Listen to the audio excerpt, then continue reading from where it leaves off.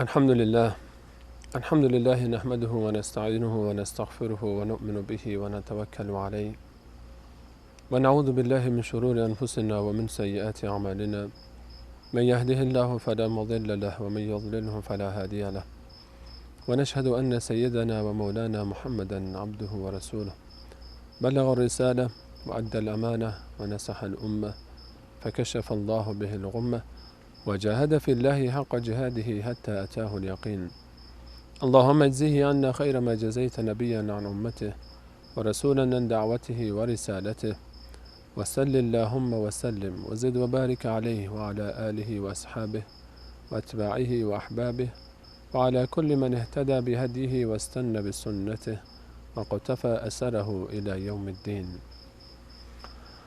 عرض سلام و ادب و احترام دارم خدمت همه شما بینندگان عزیز و ارجمند، خوبان و مهربانانی که تا این قسمت از برنامه تجلی اخلاق اسلامی ما رو همراهی کردید. اگر به خاطر داشته باشید در قسمت قبلی درباره فواید مهمترین صفت و مهمترین شیئی که کل عالم به خاطر اون خلق شده، یعنی تقوا، در دنیا صحبت کردیم. فواید تقوا رو در دنیا گذرا با هم بررسی کردیم در پرتو آیات نورانی کلام الله مجید. در این قسمت قصد داریم تا فوایدی رو که برای متقین یعنی پرهیزگاران در قیامت در قرآن مجید ذکر شده با هم به صورت گذرا تا جایی که وقت و ما این مجال را بده مرور خواهیم کرد. اگر بخوایم درباره فواید تقوا در قیامت یا به تعبیری ساده تر در دنیای ما بعد این دنیا، دنیای آخرت صحبت بکنیم، شاید زیباترین تعبیر 35 سوره مبارکه زخرف باشه که الله تعالی در یک جمله خلاصه میکنه تمام این فواید رو. اگر این برنامه ما فقط همین یک قسمت رو هم داشته باشه، همین یک آیه رو ما بگیم کافیه. تمام این چیزی که باید بگیم گفتیم. الله تعالی در این آیه میفرماید والآخرة عند ربک للمتقین. دنیای آخرت نزد الله برای متقین. این معناش بسیار وسیعه. از خود روز قیامت که روز بسیار سختی است شروع بکنیم تا بهشت و نعمتهای بهشت. متقین معامله متفاوتی باهاشون میشه. روز قیامت روز سختی که 50,000 سال طول خواهد کشید. روزی که یفر المرء من اخیه و امه و ابیه. روزی که انسان از برادرش خواهد گریخت، از پدرش، از مادرش و صاحبته و بنیه، از همسر و فرزند خودش. تصور این صحنه بسیار سخته. چطور انسان میتونه از برادر خودش بگریزه؟ چطور میتونه انسان از پدر و مادر خودش و از همسر و فرزندان خودش بگریزه؟ هر کسی در اون روز مشغله‌ای داره که اون مشغله اون رو از بقیه چیزها باز داشته. اون روز همه درگیرند، هر کسی به فکر خودشه. یوم یجعل الولدان شیبا. روزی که طفل خردسال رو انسان پیر کهنسال درست میکنه. یک طفل خردسال از شدت ترس اون روز به سن پیری میرسه، به مانند پیرها میشه. اون روزی که هیچ اجازه داده نمیشه به فرزند تا کمکی بکنه به پدر و مادر خودش، به پدر خودش، و هیچ اجازه‌ای به پدر داده نمیشه. و پدر نمیتونه که کاری بکنه برای فرزند خودش. اون روز سختی است.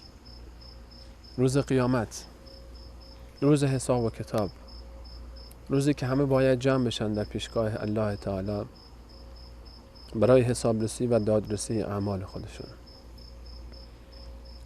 رسول الله صلی الله علیه و سلم بنا به روایتی که امام ترمذی در کتاب خودش با درجه حسن از ابو هریره رضی الله عنه روایت کرده، حضرت صلی الله علیه و سلم فرمودند روز قیامت مردم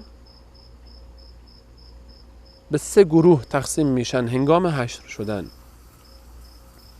یحشر الناس یوم القیامت علی 3 اصناف.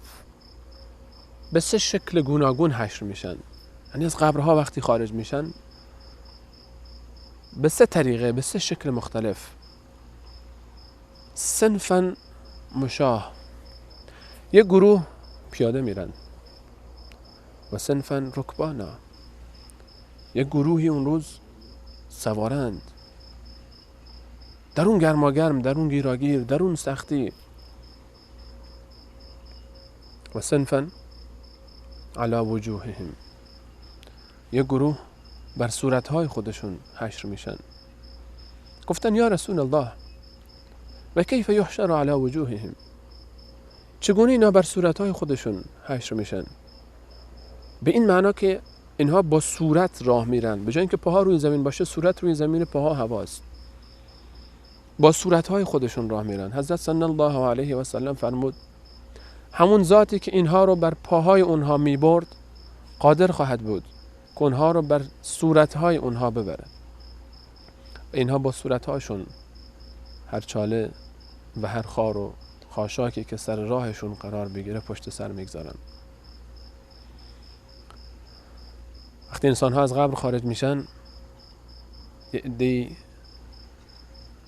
با صورت میرند. در سوره مبارکه اسراء آیه 97 الله تعالی میفرماید و نحشرهم یوم القیامة علی وجوههم عمیا و بکما و صما.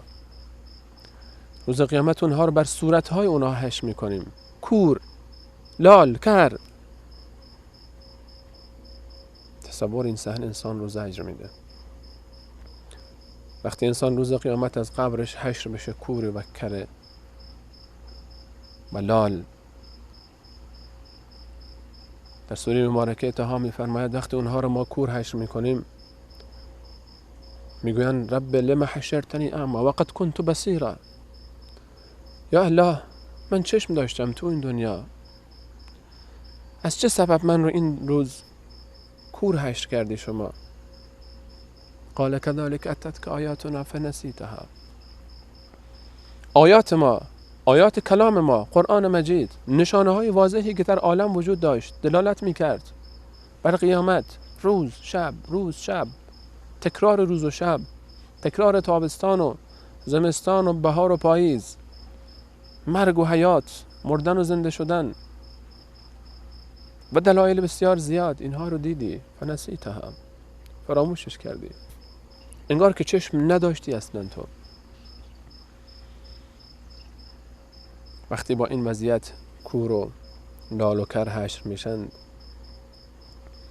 مأواهم جهنم، به سوی جهنم کشیده میشن و اینها پرت میشن در میان جهنم و بر سرهای اونها آب جوش ریخته میشه. کلما خبت زدناهم سعیرا، هر وقت آتش جهنم فروکش میکنه دوباره بر شعله اون میافزاییم. یه عده‌ای سرنوشتشون اینه. الله تعالی من و شما رو نجات بده از این وضعیت. اینا داستان نیست عزیزان من، این بخشی از زندگی آینده ماست، این بخشی از این مسیر فراز و نشیبیه که باید طی بکنیم. گروه دیگه با پای پیاده راه میرن در اون گرماگرمی که خورشید تا نزدیکی مغزها فرو میاد، در اون روزی که همه پریشان، نگران، مضطربن، اون روزی که لا ینفع مال ولا بنون، نه فرزند به درد آدم میخوره و نه مالی که جمع کردیم، الا من اتى الله بقلب سلیم، مگر اون مالی که، مگر اون کسانی که با قلبی خالصانه عملی انجام دادن، اعمالشون به دردشون بخوره. یا مالی که در راه درست انفاق، صدقات، خیرات و صدقات جاریه استفاده شده، یا فرزندی که صالح بوده و اون فرزند دعایی کرده برای انسان. در اون روز و نحشر المتقین الی الرحمن وفدا، یوم نحشر المتقین الی الرحمن وفدا. در سوره مبارکه طه، در سوره مبارکه مریم ببخشید، آیه 85 الله تعالی میفرماد در این بحبوحه، در این بحران ها یک گروهی شاهانه حشر میشن، یک گروهی با تشریفات خاص حشر میشن. این گروه همون گروهی هستند که در حدیثی که گذشت رسول الله صلی الله علیه و سلم فرمود اینها بر روی پاهای خودشون هم نمیرن. اینها از وقتی که از قبر میان بیرون یک عده تشریفات میان اینها رو سواره میبرن. اینها خاصان درگاه خدان، اینها مخلصین بودن، اینها مؤمنان واقعی بودن، اینها بهترین بودن در دنیا، امروز هم میهمانان خاص الله هستند. در اون روز اینها در هنگام حشرشون هم شاهانه حشر میشن، حتی یک قدم از قبل پیاده نمیرن، اینها رو تشریفاتی میبرن. اینها متقینن. یوم نحشر المتقین الی الرحمن وفدا. اولین صفتی که نصیب متقین و پرهیزگاران خواهد شد در روز قیامت اینه که اونها به این شکل حشر میشن. و دومین صفت، در اون روز که همه با هم بسیاری ها دشمن میشن، فلا انصاب بینهم یومئذ، نسبت ها از بین میره، خویشاوندی ها گم میشه. اون روز اشاره کردیم آیه رو که انسان از برادر خودش، از فرزند و همسر و از پدر و مادر خودش میگریزه. الاخلاء یومئذ بعضهم لبعض عدو الا المتقین. الله تعالی در این آیه میفرماید در اون روز بسیاری ها دشمن همدیگرند، بسیاری از دوستان صمیمی، مگر متقین. حتی دوستانشون رو هم در اون روز در کنار خود خواهند داشت، دوستانی که پرهیزکار بودن مانند خودشان. با ما باشید بعد از یک میان برنامه با ادامه این مبحث.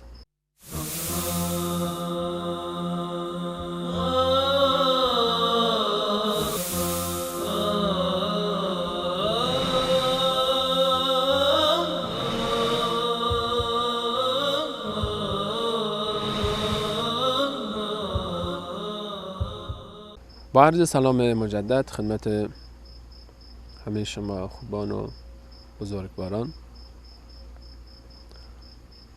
با هم مرور میکردیم اون صحنه سخت روز قیامت رو، وقتی که همه از هم میگریزند، هر کسی به فکر خودش هست.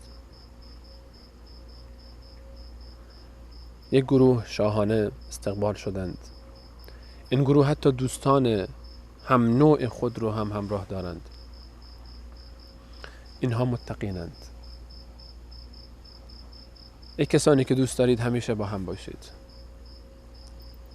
ای عزیزانی که میخواید دوستانتون رو در اون دنیا هم داشته باشید و از دست ندید، بلکه جلوتر از این، ای کسانی که دوست دارید همسر و خانواده و اهل و عیال هم با شما باشند.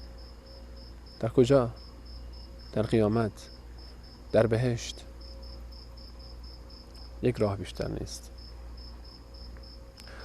همه اون عزیزانی که دلشون تنگ شده برای از دنیا رفتگانشون، برای کسانی که از بین ما رفتند، برای والدینشون، برای فرزندانشون، برای خواهران و برادرانشون، برای عزیزانشون، و دوست دارند و آرزو دارند که دوباره اونها رو ملاقات بکنند و دوست دارند که با اونها باشند. به والله یک راه بیشتر نیست. تقوا، با خدا بودن، با الله بودن، چرا که اختیار عالم به دست الله است.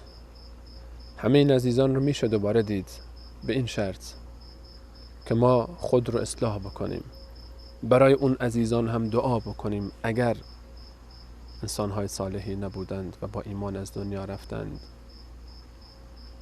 برای اونها دعا بکنیم، صدقات جاریه، طلب مغفرت بکنیم برای اونها و خودمون رو مسلح بکنیم با سلاح تقوا تا در اون دنیا با اونها باشیم.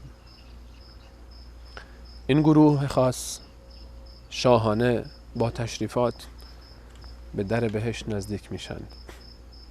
وسیق الذین اتقوا ربهم الی الجنة زمرا. و کسانی که تقوای الله خودشون و پروردگار خودشون رو پیشه کردن، پرهیزکاری داشتن نسبت به الله خود، از دستوراتش اطاعت کردن و نافرمانی نکردن، اونها گروه گروه رهنمون میشند به سوی بهشت. حتی اذا جاءوها و فتحت ابوابها. وقتی که به درهای بهشت میرسن و درهای بهشت بازه، درها باز از قبل، میهمانهای خاصی دارن میان، تمام بهشت رو زینت کردند، جشنها میخوان بگیرند. رسم دنیا همینه، هر جا که شادی هست، هر جا که محفل خوشحالی هست، درها بازه. یه عده‌ای دم درها می ایستن و تبریک میگن و خوش آمد میگن. مانند زندان ها نیست، مانند بازداشتگاه ها نیست که درها قفل باشه، کسی فرار نکنه، کسی نتونه داخل بشه. اینجا مکان شادیه، مکان غم نیست. و فتحت ابوابها، در حالی که درهاشون گشوده است. و قال لهم خزنتها، نگهبانایی که ایستادن دم در، اونها میگند سلام علیکم، درود الله بر شما، سلام بر شما، طبتم، خوش آمدید، فادخلوها خالدین. الله اکبر، الله اکبر. چقدر اون لحظه زیباست، تصور بکنید چقدر اون لحظه زیباست. اون حس، این جمله زیباترین جمله‌ای که میشه شنید در قیامت. سلام علیکم طبتم فادخلوها خالدین، درود بر شما، خوش آمدید، بفرمایید، داخل بشید، جاودانه، تا ابد، برای همیشه.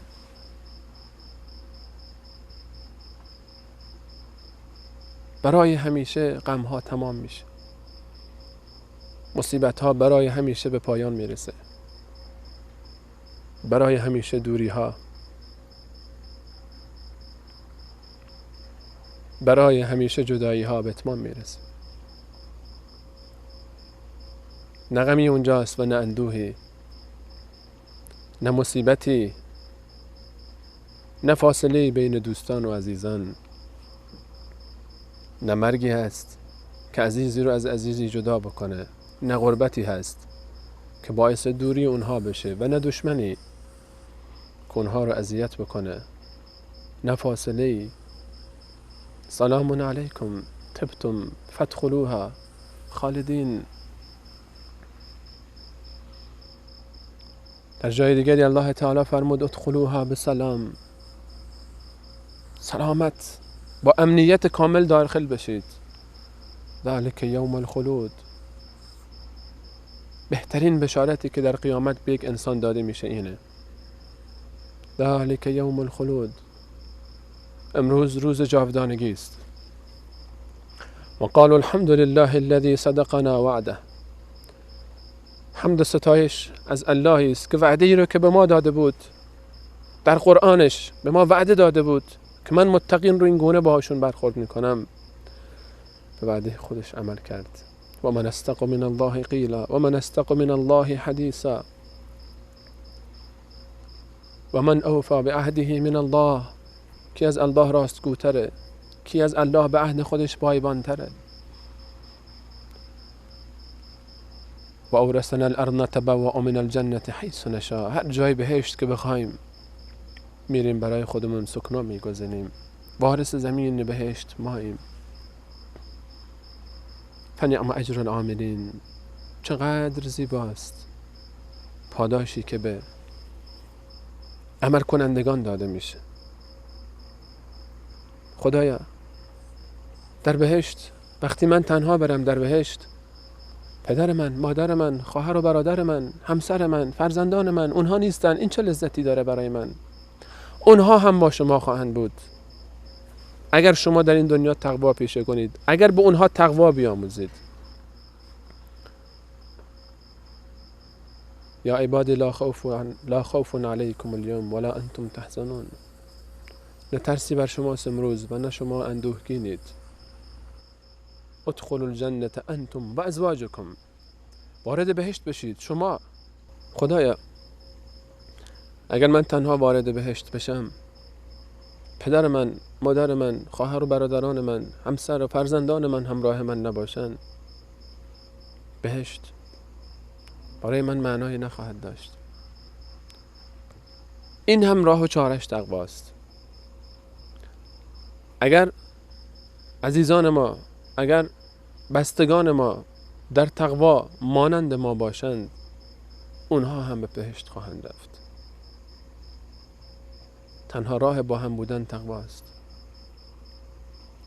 بلکه فرشتگان الله تعالی، فرشتگان بزرگی که عرش الله تعالی که بزرگترین مخلوق الله است رو حمل میکنن، اون 8 فرشته عظیم، الذین یحملون العرش و من حوله، و علاوه بر اینها کسانی که دور برش هستند، یسبحون بحمد ربهم و یؤمنون به، پیوسته به حمد و ستایش الله مشغولن و ایمان کامل دارن به وعده های الله. و یستغفرون للذین آمنوا، و طلب مغفرت میکنن، طلب بخشش میکنن. برای کی؟ برای من، برای تو، برای ما، برای مؤمنین، برای مسلمین. قدر خودمون رو بدونیم. فرشتگان بزرگ الله تعالی برای ما طلب بخشش میکنن، طلب مغفرت میکنن. ربنا، دعاشون اینه، وسعت کل شیء رحمت و علما. رحمت شما، علم شما همه چیز رو در بر گرفته، انقدر وسیعه. فاغفر للذین تابوا، کسانی رو که توبه میکنن، برمیگردن، در راه اصلاح قدم برمیدارن، ببخش. کسانی که واتبعوا سبیلک، راه تو رو پی میگیرن، اطاعت میکنن از راهی که تو به اونها نشون دادی. وقهم عذاب الجحیم، اونها رو باز بدار، نجات بده از عذاب دوزخ، عذاب جهنم. ادامهش ربنا و ادخلهم جنات عدن التي وعدتهم، یا الله اینها رو داخل بکن به اون بهشت بر از نعمتی که به اینها وعده دادی. نه تنها اینها رو، و من صلح من آبائهم، از پدر و مادران اینها، از بزرگان اینها، از نیاکان اینها، کسانی که نیکوکار بودند. و ازواجهم، همسرانشون رو هم با همونا داخل بکن. و ذریاتهم، و نسل اونها رو، فرزندان اونها رو، نوادگان اونها رو. این دعا چقدر زیباست. دعای فرشتگان هر روز درباره من و تو. والله خدا فقط یک بهونه میخواد از ما و تو. اگر یک لحظه ما و تو همت بکنیم، قدم برداریم، این همه دعا، این همه وعده، این همه بشارت، فقط همت من و توی مؤمن رو میخواد، همت من و توی مسلمان رو میخواد تا قدم برداریم و خودمون و خانواده خودمون رو نجات بدیم. ربنا و ادخلهم جنات عدن التي وعدتهم و من صلح من آبائهم و ازواجهم و ذریاتهم، پدران، همسران، فرزندان. انک انت العزیز الحکیم، تو قادری، تو بر هر چیزی چیره. یا الله شما حکیمی، شما میدانی که اینها دوست دارند، شما حکمت ها داری. آیات 51 تا آخر سوره مبارکه دخان رو با هم گوش بکنیم که الله تعالی با متقین چه معامله‌ای میکنه در بهشت خودش. ان المتقین فی مقام امین، در یک جایی، در یک مکانی، در امانت کامل. فی جنات و عیون، در باغها و چشمه ها. یلبسون من سندس و استبرق متقابلین، ابریشم‌ها و حریرهای ضخیم و نازک میپوشند، رو به روی هم نشستن، روی تخت‌هایی در بهشت رو به روی هم مینشینند. كذلك وزوجناهم بحور عین، همچنین ما به اونها همسرانی عطا میکنیم، حورهای از بهشت به عقد اونها در میان. یدعون فیها بكل فاکهة آمنین، هر میوه‌ای رو که بخوان بدون هیچ گونه مشکلی، میوه‌هایی که نه قطع میشن و نه کسی اینها رو منع میکنه از استفاده از اون میوه ها، هیچ رژیم غذایی ندارن، با آرامش کامل از اونها استفاده میکنن. لا یذوقون فیها الموت الا الموتة الاولى. این جمله چقدر زیباست. هیچ مرگ سراغ اونها نخواهد اومد. یک بار در دنیا مردن، بیشتر از اون دیگه نمیمیرن. همون مرگ اول بود، تمام شد. جاودانه زندن. تصور بکنید 1000 سال، 10,000 سال، 1,000,000 سال، 1,000,000,000 سال، میلیاردها میلیارد سال ناز و نعمت. ولکم فیها ما تشتهی انفسکم ولکم فیها ما تدعون نزلا من غفور رحیم. هر چیزی که شما بخواید و هر چیزی که اراده بکنید، هر چیزی که نفس شما بخواد، هر چیزی که چشم شما تقاضا بکنه برای شما مهیا است، بدون هیچ گونه مریضی، بدون هیچ گونه آزمایشی، بدون هیچ گونه ابتلایی، مصیبتی. انتخاب با من و شماست. میلیاردها میلیارد سال خوشی و نعمت یا چند سال سختی و مشقت دنیا. هیچ انسان عاقلی انتخاب دنیا رو ترجیح نمیده. لا یذوقون فیها الموت الا الموتة الاولى ووقاهم عذاب الجحیم. هیچ ترسی از دوزخ ندارن. ذلك هو الفوز العظیم. این است فضلا من ربک. این فضلی است از جانب الله است و الله فضل الله است. وگرنه اعمال ما کجا، بهشت الله کجا، رحمت های الله کجا. ذلك هو الفوز العظیم. و این است رستگاری بزرگ. و عنوان حسن ختام این برنامه دعای آخر سوره مبارکه قمر رو هم با هم مرور میکنیم، وگرنه آیات بسیار زیادن، وقت ما کمه. ان المتقین فی جنات و نهر. متقین در باغها و جویبارها هستند. فی مقعد صدق عند ملیک مقتدر. در مکانی بسیار زیبا نزد پروردگار مقتدر و قدرتمند، نزد الله، در بهشت الله، در آسایشند و در نعمت. انتخاب با من شماست. این فرصت ها را قدر بدونیم. فرصت زندگی، فرصتی که در اختیار ماست، فرصت برگشت، فرصت اصلاح، فرصت به همه چه رسیدن در دنیا و آخرت. با ما باشید در این ادامه مسیر و ادامه برنامه هایی که انشاءالله خواهیم داشت. جزاكم الله خيرا و آخر دعوانا ان الحمد لله رب العالمين.